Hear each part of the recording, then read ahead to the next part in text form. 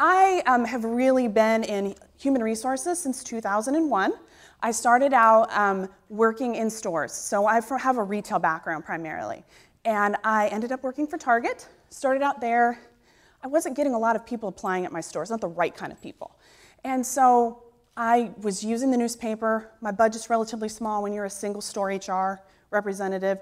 So I started to think, where do I need to go to find the people? Job fairs weren't working. I can only go out and steal so many people from Walmart at 2 a.m. when I'm looking to fill.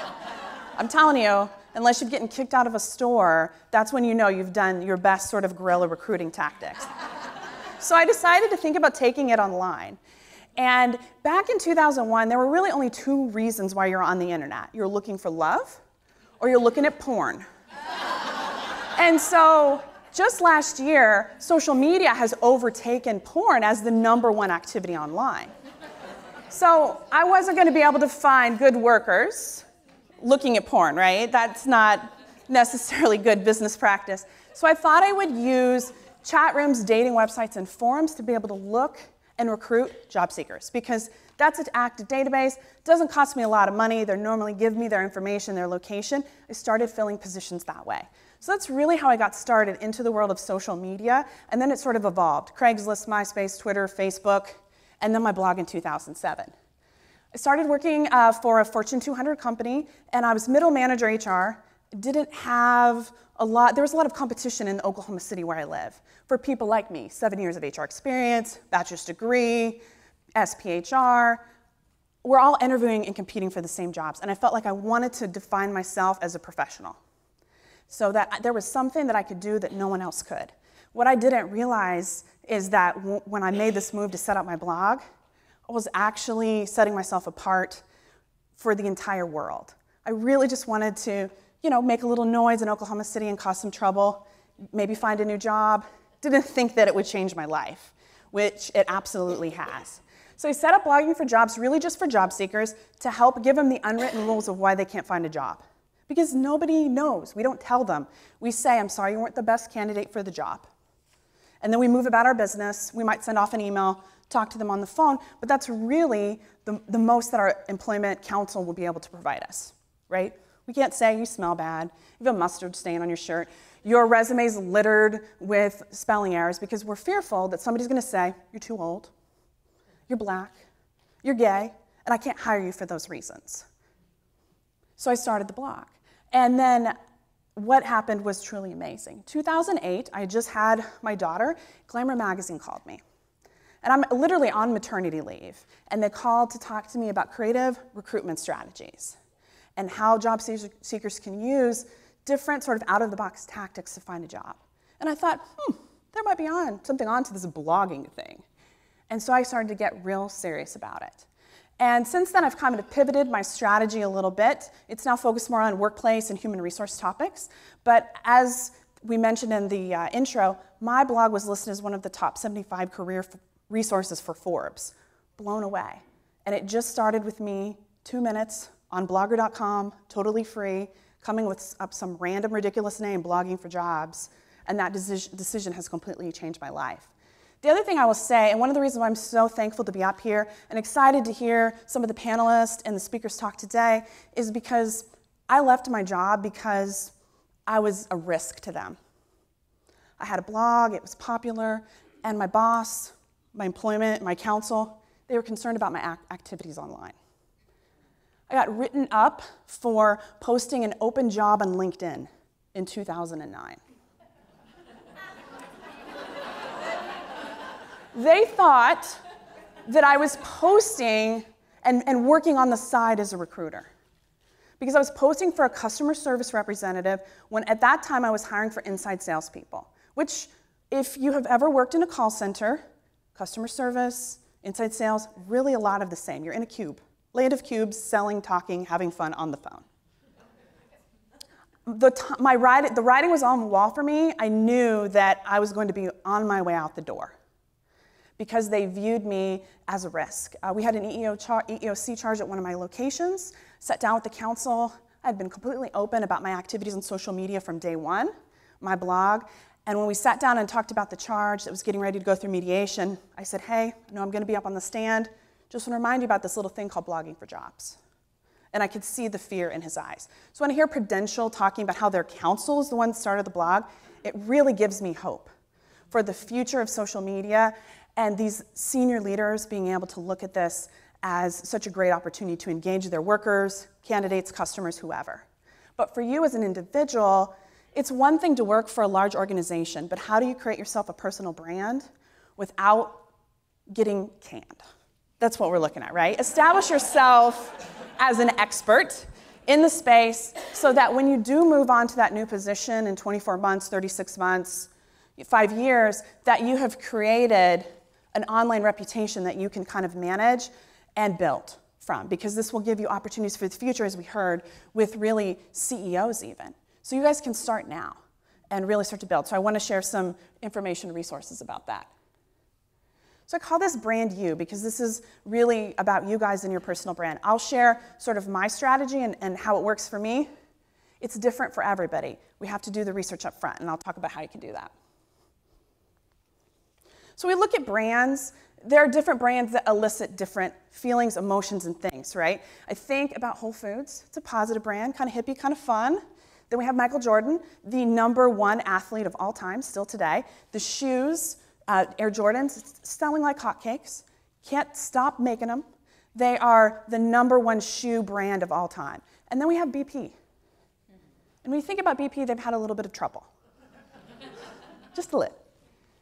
And back when we had the oil spill in Louisiana in the Gulf, they had a social media team that was managing and trying to control and engage conversations on Twitter.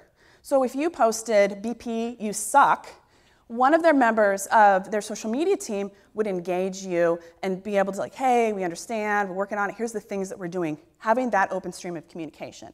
So it's really important for us as professionals to really think about ourselves as a brand, because there is nothing keeping some evil person from posting an unflattering photo, a video, or something that was taken out of context. So it's important for you to establish yourself and kind of control the message first. So if something like that happens, there's a track record and a history of your information that says, I don't really believe that Susie might say something like that. That might not be the whole story. Look at this, she has 500 blogs, she's real active on Facebook. Let's send her a tweet and ask her. Instant, you've squashed it, no problems, and you can go about your business. So when we think about how do you want to be remembered, what's important to you, where's your passion, and how does your future as a professional impacted with social media? And that's through personal branding, and that's really just a strategy. So I want to talk about how we can do that online, and then I want to take some questions. We had some good ones at the table this morning about Twitter and how do you automate this stuff. Jessica, is it always you tweeting at 4 a.m.? How do you mesh the personal with the professional? Let me just tell you that I am fully transparent online. I have posted amazing things that have happened in my life. Like when I tweeted when my water broke. Yep, my water broke, heading to the hospital. This is 2008. Yeah, I was over my minutes. I had a BlackBerry back then. Whew. And so my text message limit was over. And back in the day, before like BlackBerries had the app, you could just text in. You still can text in your updates. So I would text my update into Twitter, and then anytime somebody directly messaged me back, like with a direct message, it's a private message, or an app message, I would get a text message. So here I am in labor, worried that the fact that I've went over my text messaging limit, what am I going to do? And the reason for that was because 3 weeks before my daughter was born, my husband got an instant message. Sometimes he works from home.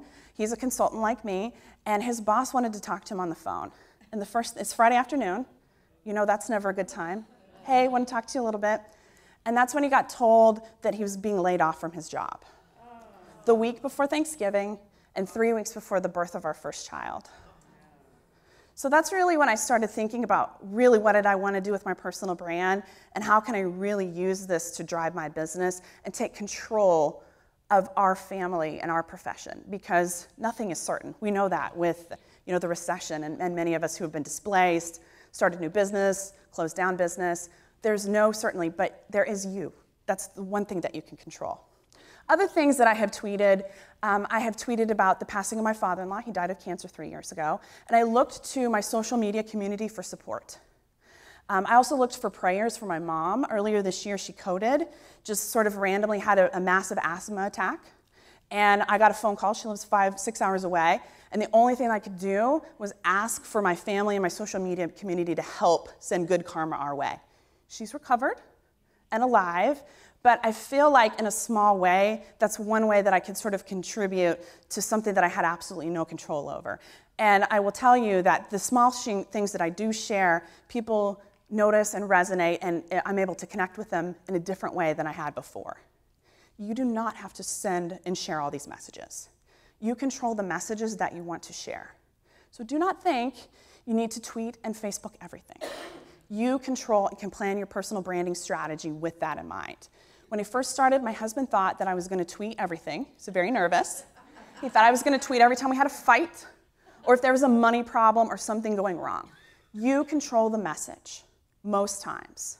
But if you go ahead and establish a track record and sort of build an insulated brand, then those weird off moments when crazy things happen, they're not that important anymore.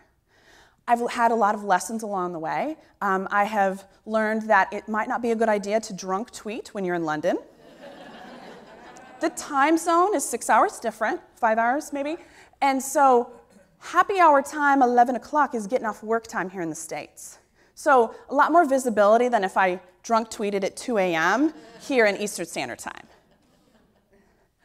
One time I tweeted that all bathrooms should be required to have baby infants strapped in seats and changing tables during a book signing. I was having a conversation with a friend. I was compelled to tweet. 10 minutes later, the owner of the place we're having the book signing called me on the phone. They did not have those things in the bathroom. And I did not know because I had not been in the bathroom yet. I was not talking about their place, but because I was there when I tweeted it, he was severely offended. So you learn along the way. You apologize. I'm very sorry. I didn't mean your business. You do as much damage control as you can, and you move on. But you control them as much or as little as you want to share online. When it comes to social media, that is really the core of many of the conversations that I have in building my personal brand. I do friend people on Facebook that are my business colleagues that are not my family. You make the decision as far as what you want to do with that. There's a really easy way to control that, and that's through lists, through Facebook. Is everybody familiar with lists on your personal account? You can go into Facebook and control the messages that people see. And I'm thinking more and more about this as my daughter's getting older. She's nearly 4, and I'm thinking about, do I really want the entire internet to know, where my daughter's going, that she was in the Christmas play and doing all these different things? So lists are becoming more important for Facebook in my life. Other areas that are really important, obviously Twitter, since I wrote a book about Twitter, it gives you the ability to connect with absolutely anyone at any time. Recently, I had a Skype call with Jody. She's the author of Work Sucks and How to Fix It. She actually invented Row. I never would have had that opportunity to be able to meet and get to know her if it wasn't for Twitter and those kind of relationships. So it's a really great place to follow, engage people in real time. It's a great sales generation tool. If you're looking for leads, they're always warm on Twitter. If you want to build relationships, you just have to put yourself out there and then plan accordingly how much time you want to spend. Because social media, particularly Twitter, is a soul-sucking nightmare. It will take over your life. And it's important to plan accordingly. Do not think that you won't be on Twitter and it'll be 10 p.m. and then you'll realize that it's 3 a.m. the next morning. It will happen. So plan in 30-minute increments for you to be on. I know I'm going to be on this chat. I'm going to do these things. Actually, right now, and probably just a minute ago, about 20 minutes ago, a blog automatically posted on Blogging for Jobs. I was not up here. I didn't push send. I didn't have my assistant do that for me. I scheduled it this morning at 5 o'clock. You can schedule these things. When the blog post publishes, it goes to Twitter, it goes to Facebook, it goes to my LinkedIn, it goes to my Foursquare, it goes all these places. I didn't do a thing. It doesn't have to be that complicated, and there are tools out there that you can use to help automate the process so you're not so overwhelmed. Are you overwhelmed? Do you have some favorite ones that you can Yeah. One of the favorite ones that I use is Hootsuite. That's my #1, which is probably pretty popular for a lot of you. It's a free service up to 5 accounts. After that, it's $5.99 a month. I use it because you can schedule posts pretty much anywhere, even in groups, which is really handy. We have a writers group for our contributors on Blogging for Jobs. I have a Facebook writers group, so I can schedule my messages over there. This just gives you an idea of where people are spending their time. I think that's important for you to think about when you're building your personal branding and social media strategy. Google Plus is good for the SEO, but we're not hanging out there. We're posting our blog and then leaving because all we want is the SEO. If you're looking for male engineers, Google Plus, great place. If you're looking for musicians, MySpace. But look at how much time people are spending on MySpace versus Google Plus. Pinterest is another place I enjoy. It's really good for mommy bloggers. I'm a mom who blogs, but I'm not a mommy blogger per se. I'm a business blogger, which is a definite differentiation and something that the business world, particularly the sort of mommy blogging industry, is having a hard time understanding how I'm different. I don't write about, Swiffer sweepers. If I love them, I'll tweet about it. But I'm not going to craft a blog post and create a giveaway just for that, no matter how much money you give me. It just doesn't work with our audience and our model. I call this the social media mullet. And I have this picture of me that I should have put in. I'm in 4th grade, and I have a mullet, like the Farrah Fawcett on the side and long in the back. So you keep your business in the front when you're looking at your personal brand. But your party, that individual thing about you, is what's in the back. That's what people remember. They don't remember your blog is really amazing or I love that article. They say to me, Jessica, my son was teething and you recommended that frozen bagel on Twitter and I tried that and it worked. I'm not lying. I had a first person came up to me in the middle of the airport in Dallas, came up to me and said that exact same thing. You're blogging for jobs. I follow you on Twitter. This worked for me. It didn't work for you, but it worked for my son. The party in the back is where you differentiate yourself as an individual. We want to work with people we like. We want to like people that we want to work with. Social media and your personal brand can help differentiate you from your peers and other people by being likable and interesting and giving bits of yourself. I know it's hard. You don't have to do everything. You don't have to tweet, I'm going to the bathroom now. Or I had cereal for breakfast. But know that sometimes I will Instagram cereal that I'm eating for breakfast. My #1 tweet that I've ever sent out, and I shared this morning around the table, was about stirrup pants. I went into the store to look for some clothes for a conference, and in front of me was stirrup pants, and I tweeted, what the hell, 1987 stirrup pants? Stop me now. 150 people responded instantly, like within 3 minutes. So then I was like, I'm taking a picture of this. I'm going to use this celebrity. The thing is, that's really funny is when I do this talk in front of the HR professionals that read my blog on a regular basis, somebody in the room will go, I remember that tweet. That was from 2.5 years ago. So sometimes the little nuggets are really what are going to set you apart. So this is my social media strategy when it comes to my blog. And I know it's like, holy smokes. You don't have to do everything on here. The center of your personal branding universe is your blog. It's your website, and it is the sun. This is my solar system of social media. Everything else is driving people to that one place that you actually own and control. Because tomorrow, Facebook could decide that they want to charge. Heck, they already are. So if you have a lot of friends on your fan page right now, you are not getting the same level of exposure and visibility because they are now wanting you to pay to promote yourself. But you own your blog. If you're on WordPress or some other place, you can drive those conversations there. It depends on what tool works for you. What I found that Instagram works very well for me when I post pictures about my food, or I'll say my favorite wine is this. People will engage and they'll share information and insights. Sometimes the best way to build your personal brand is completely without words. So looking at video, just through the power of video, not written, but also Instagram. It's really up to you. For me, I spend the majority of my time on Twitter. Instagram's also important. Facebook I like for more private conversations that involve dialogue. It's very common for my Facebook thread, if I write a rant about something, for people to take over, and there's 75 comments later. I lose control of my own Facebook page. But that's okay, we're having a conversation. I'm exposing people to what I call uncomfortable yet necessary. Because without being uncomfortable and being angry or being upset, change can't happen. It's like I'm going to the gym. I have a personal trainer. I'm working my ass off. It hurts. I can't walk sometimes. But the change process to be healthier, to lose weight, and just feel better about myself is hard. All change is hard. So social media is not going to be easy. There's going to be resistance along the way. The other thing I will say is you do not have to have a blog necessarily to build your personal brand. I love blogging. I'm writing 15 articles a week for various publications, different places.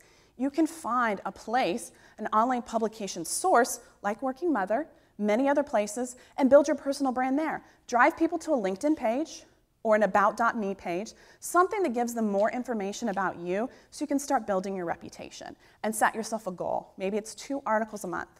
That's what the contributors of Blogging for Jobs, many of them write twice a month. And they just write about whatever topic. And if they have a question, I help them. And then I optimize their posts individually for search engine optimization. Sometimes the weirdest stuff gets activity. This week, somebody wrote the Zombie Apocalypse Employment and Hiring Guide on Blogging for Jobs.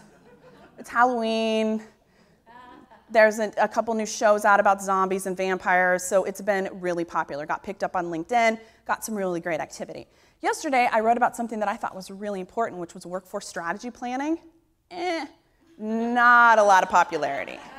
So you really need to sit and think about your audience, what appeals to them. People want to be entertained and educated. That's really my audience. So they come to maybe be a little bit offended or to think about a different point of view or to get the brutal, honest truth, because I do not sugarcoat things. I just tell you how it is.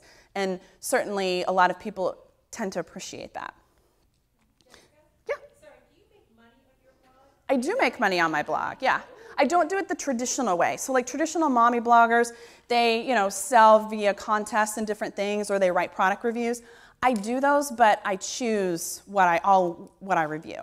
So I will make money off my blog by white paper downloads. So right now I have one by Globoforce. It says, do you crowdsource reviews? They have paid me to put that ad on there, and then I write a corresponding blog post to drive them downloads. Webinar sponsorships, we do monthly webinars on the blog about various topics relating to my readership and audience, and I will make money for sponsorships as well. So they all found you, you didn't reach out to them? I'm very careful with who I work with because anybody I'm associated with is my personal brand, right? And so if I work with a company that I don't necessarily enjoy or I don't think that we have the same values, I will say no. Or I'll just price them a price so high that they would never work with me. So is that your source of income for them? I'm just trying to see it as what is the business model? So the business model for me is that we have like blog revenue on the side. My expectation is that I'll be at 6 figures by the end of next year for blog revenue. But a lot of my business is consulting with the vendors that want to talk to the people who read my blog. So a lot of the new tech startups in human resource technology or some of the old school guys, they don't know how to talk to practitioners in corporate. And so I sort of vet who these people are, but they will bring me on as in retainer to work with them to provide advice. And so that's what some of the higher up, like mommy product bloggers, they work with Dove, they work with Walmart, they do that as well. I'm pretty niche with my audience. The other way that I also make money is I'll work with corporations to train them on digital strategy and how to kind of think outside the box. But the vendor side and then the blog side is, the blog side is completely new for us as of the beginning of this year. And I am completely transparent about my prices, which is also something that's really unusual, is that I actually have my pricing guide that you can download with the information. Because for me, I'm setting the bar for the entire industry. This has not been done before for really business bloggers. They don't know how to handle us as individuals. So by pricing and putting it out there, then other people know what they need to charge, which is, I think, is so important because trying to figure out how much a small 125 by 125 ad is, it's different for each person. And it depends on page views, the number of click-throughs, all these things. I have those on the blog. They don't get a lot of click-throughs because people stay on my website and click 5 to 7 times. They don't leave the blog. But they click on a lot of different articles throughout the site. So my advertisers would get more benefit if they wrote a thought leadership piece on the blog or if they had me sort of weave in a story with my own personal experience about an employee engagement account, white paper or something that was applicable to my audience. So do most people that have blogs, do they earn any money? I mean, is blogging about having a second source of income? Or? It depends. I think it's a really fine line to walk. There are 181 million blogs out there in the U.S. This is Nielsen's numbers as of end of 211. And 1 in 3 of those are women that are moms. And 7 out of 10 of those numbers are just in general of the 181 are college educated. I just don't think a lot of people are taking a business approach to this. They're writing about diapering, and they're writing about, the new stroller that they got for their son. I tried that. It's not really, I love my daughter, but I am a businesswoman through and through. And that's where my passion is, so I work to have both. So if you go to the blog today, it's a story about how I became a writer and about my first pen pal and how she influenced me. I didn't even know when I was in 2nd grade to do what I'm doing now. So it's a personal story, but it has a business lesson, and people will comment and engage because I'm sharing a piece of myself. Jessica, I want to give you a chance to wrap so that we can move on to our sessions and invite people who have more questions, because I can tell you that people are really interested in what you have to say. You'll be here for our networking luncheon? Yeah, I'll be here all day, actually. Okay, so people can join her, be around her table at networking luncheon, connect with her then. And I want to give you a chance to wrap so that we can, Carol can take us into the next part of the day. The one thing I'll say quickly is that social media you don't have to do everything right all at once. Pick one channel, whether it's your blog, or focus on a couple areas to build relationships and start from there. I have worked very hard on my blog. We have nearly 2,000 articles that are published on Blogging for Jobs. There were many times, I remember when I had 25 people that viewed a blog post in one day, and I did a dance in my living room. A couple weeks ago, we had 15,000 views in one day, and I did another dance in the living room. But it takes time to build those relationships. When I started in 2007, Twitter, Facebook, these tools weren't being used this way. But you can use them to be able to establish expertise in a field. I send out regular press releases, just like an analyst, and we distribute all that to help build my professional brand and take my writers and I to different places, because we're the voice of the practitioner. And in many instances, many of the blogs that are out there or websites are senior level CEOs, analyst groups like Forrester, but they don't give you the feet on the street approach to really what's happening without the bullshit. And so we give you that, and that's a lot of fun.